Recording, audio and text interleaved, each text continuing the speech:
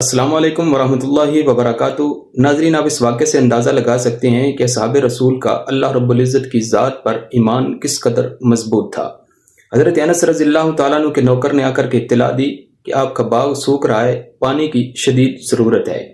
وہ زمانہ چونکہ ٹیوب ویل اور نہروں کا زمانہ نہیں تھا، اس زمانے میں اگر کسی نے کھیتی سیراب کرنی ہوتی تھی تو وہ بارش کے پانی سے استفادہ کیا کرتا تھا۔ حضرت انس رضی اللہ تعالیٰ عنہ نے نوکر کو حکم دیا کہ مصلی لاؤ۔ مصلی لایا گیا۔ حضرت انس نے مصلی پہ کھڑے ہو کے نوافل کی نیت باندھی اور نماز شروع کر دی۔ سلام پھیرنے کے بعد نوکر سے پوچھا، بتاؤ کچھ بارش کے آثار نظر آئے؟ اس نے کہا نہیں۔ حضرت انس نے پھر نماز کی نیت باندھی۔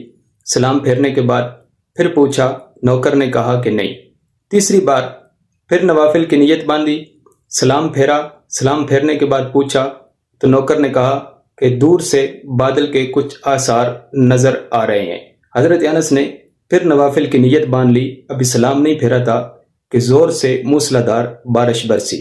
حضرت انس نے پوچھا، نوکر کو کہا کہ جاؤ دیکھو کہاں کہاں بارش برسی ہے۔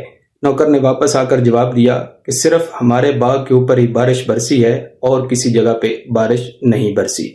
ناظرین، یہ واقعہ ہمیں سبق دیتا ہے کہ اگر ہم اللہ رب العالمین سے سچے دل سے کوئی بھی چیز مانگیں گے تو اللہ رب العزت ضرور عطا کریں گے۔ اگر آپ کو یہ واقعہ پسند آیا، اس ویڈیو کو لائک کریں، شیئر کریں اور کمنٹ کے اندر اپنی رائے کا ضرور اظہار کریں، اور اس چینل کو سبسکرائب کر لیں تاکہ اس طرح کی مزید معلوماتی ویڈیو پر وقت آپ تک پہنچ سکے۔